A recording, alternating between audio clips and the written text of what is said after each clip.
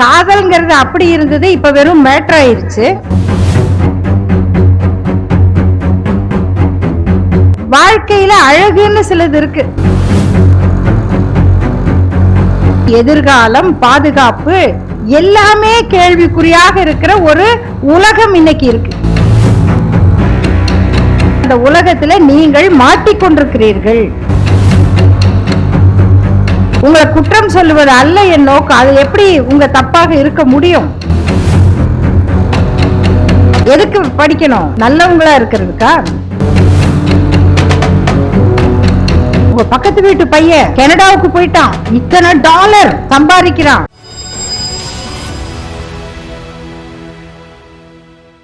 நான் எனக்கும் உங்களுக்கும் இருக்கிற இடைவெளியில டைவர்ஸ்ங்கிற சொல் தெரியாது. காதல்ங்கிறது அப்படி இருந்தது, இப்ப வெறும் மேட்டர் ஆயிருச்சு. எனக்கு அதிசயமா இருக்கும். அதாவது வாழ்க்கையில அழகுன்னு சிலது இருக்கு. அந்த அழகியல்ங்கிறதே இல்லாமல் இது எல்லாமே இப்படி ஆயிடுச்சுன்னா அப்போ லைஃப்ல என்ன இன்ட்ரெஸ்ட் இருக்கும் அப்படின்னு நினைச்சு நாங்க கவலைப்படுறோம். ஆனா உங்களுடைய கவலைகள் என்பது அதை விட கொடுமையானது. நாளைய வாழ்க்கை, எதிர்காலம், பாதுகாப்பு எல்லாமே கேள்விக்குறியாக இருக்கிற ஒரு உலகம் இன்னைக்கு இருக்கு. அந்த உலகத்தை நீங்கள் உருவாக்கவில்லை, ஆனால் அந்த உலகத்துல நீங்கள் மாட்டிக்கொண்டிருக்கிறீர்கள். அப்ப நமக்கிடையில ஒரு பேச்சுவார்த்தை நடந்து ஏதாவது ஒரு வகையில உங்களுக்கு நாங்கள் உதவ முடியுமா?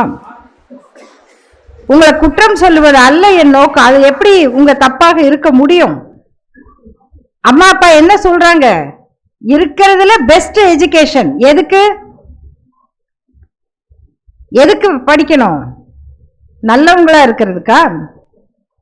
தம்பி, உங்க பக்கத்து வீட்டு பையன் கனடாவுக்கு போயிட்டான், இத்தனை டாலர் சம்பாதிக்கிறான், உன் சம்பளம் 10,000 கம்மியாயிடக்கூடாது, ஓடு ஓடு ஓடு ஓடு அப்படின்னு மிரட்டுகிற ஒரு சூழல் பொருளாதாரத்தினால இன்னைக்கு மாறி இருக்கு.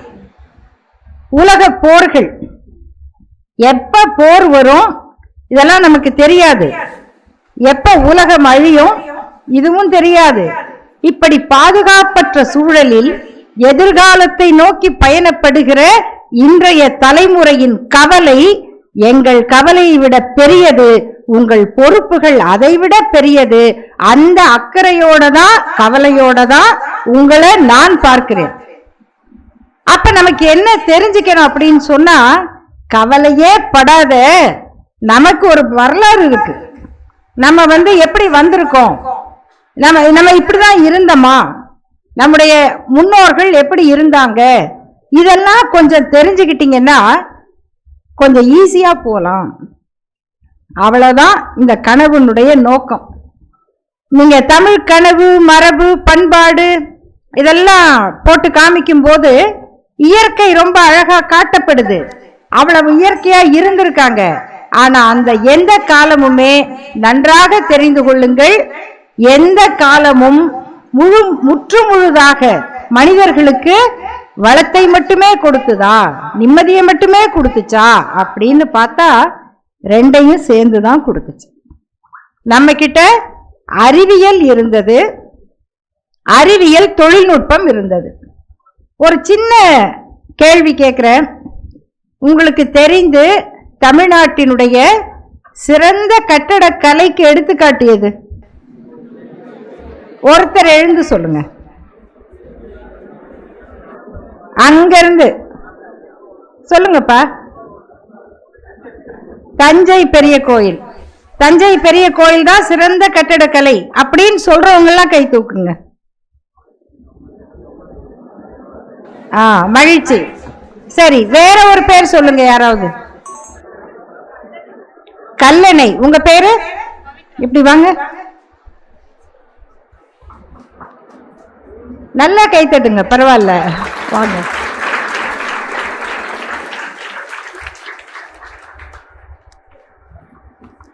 எந்த கல்லூரி? இந்துஸ்தான் கலை மற்றும் அறிவியல் கல்லூரி. எந்த ஆண்டு படிக்கிறீங்க? 2ஆம் ஆண்டு. பவித்ரா, அவங்களுக்கு எல்லாரும் இன்னொரு முறை கை தட்டுங்க. வாழ்த்துக்கள். வாழ்த்துக்கள். இது ரெண்டுமே சோழர்கள் கட்டினதா? ரெண்டுமே சோழர்கள் கட்டினதுதான். ரெண்டுக்கும் என்ன வேறுபாடு?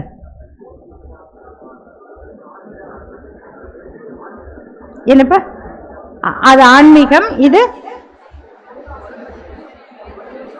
தொழில்நுட்பம், இது விவசாயம். விவசாயம் வாழ்வியல். ஆனா நம்ம எதை பத்தி அதிகம் பேசுறோம்?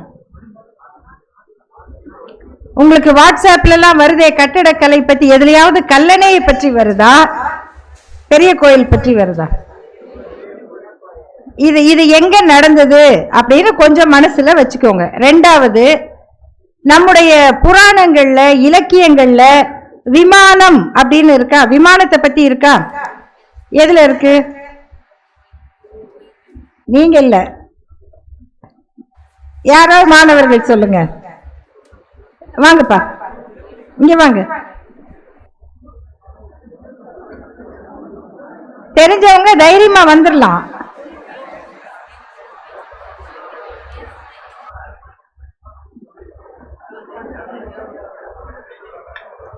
உங்க பேரு? பிரவீன். எதுல வந்தது சொல்லுங்க? சிலப்பதிகாரம். சிலப்பதிகாரத்துல எங்க வந்தது? கண்ணகி வந்து விமானத்துல சொர்க்கம் போற மாதிரி கோவலன் வந்து கூட்டிட்டு போனாரு இல்லையா? கோவலன் வந்து கண்ணகியை கூட்டிட்டு போனது விமானம். நீங்க எந்த கல்லூரி? இந்துஸ்தான் கலை மற்றும் என்ன துறை? பேர் என்ன சொன்னீங்க? பேரு பிரவீன். இந்துஸ்தான் கலை மற்றும் அறிவியல் கல்லூரி. எந்த ஆண்டு? 2ஆம் ஆண்டு. மைக்ரோபயாலஜியா? மைக்ரோபயாலஜி படிக்கிறாரு. சிலப்பதிகாரத்தினுடைய விமானத்தை தெரிஞ்சு வச்சிருக்காரு. வாழ்த்துக்கள் தம்பி, வாழ்த்துக்கள். வேற யாராவது சொல்றீங்களா? வேற எதுலயா சொல்லுங்கம்மா. கோயில் கோபுரத்தின் மேல இருக்கிறதுக்கு விமானம்னு பேரு இல்லையா? உங்க பேரு? எந்த கல்லூரி? வாங்க வாங்க.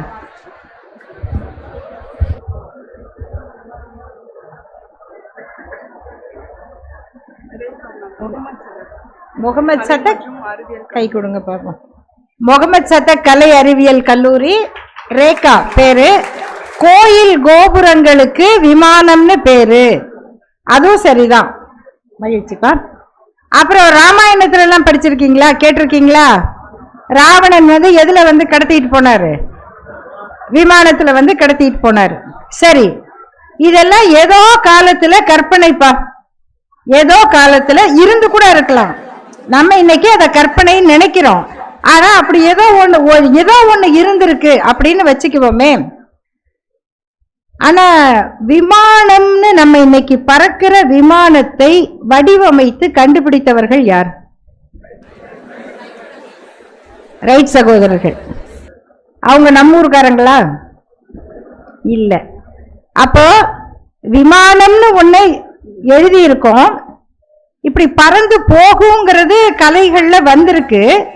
அப்படி இருந்து கூட இருக்கலாம்.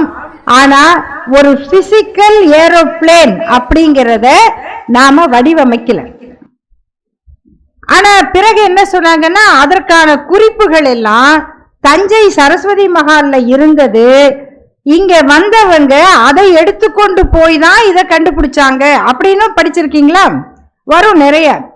அப்ப நமக்கு என்ன கேள்வி வரணும்னா, அப்ப அந்த குறிப்புகள்லாம் நம்ம கிட்ட இருந்தது, கல்லணை கட்டின தொழில்நுட்பம் நம்ம கிட்ட இருந்தது, ஏன் நம்ம ஒரு விமானம் கண்டுபிடிக்கல? ஒரு பிசிக்கல் பிளைட் ஏன் நம்ம அந்த தொழில்நுட்பத்துக்குள்ள வரல? நீங்க எல்லாருமே பெரும்பாலும் தொழில்நுட்ப கல்லூரி மாணவர்களா இருக்கீங்க. கலை அறிவியல் கல்லூரியில கூட தொழில்நுட்பம் படிக்கிறீங்க. ஏன் நம்ம அதை பண்ணல? இந்த நடுவுல என்ன நடந்திருக்கு? இந்த அறிவு ஏன் இப்படி ஒரு பிசிக்கல் சயின்ஸாக மாறல? அப்படிங்கும் போது இந்த நாட்டில் ஒரு பெரிய பிரச்சனை நடந்துருச்சு. என்னன்னா, படிக்கிறவங்க வேலை செய்ய வேண்டாம், வேலை செய்யறவங்களுக்கு படிப்பு வேண்டாம்.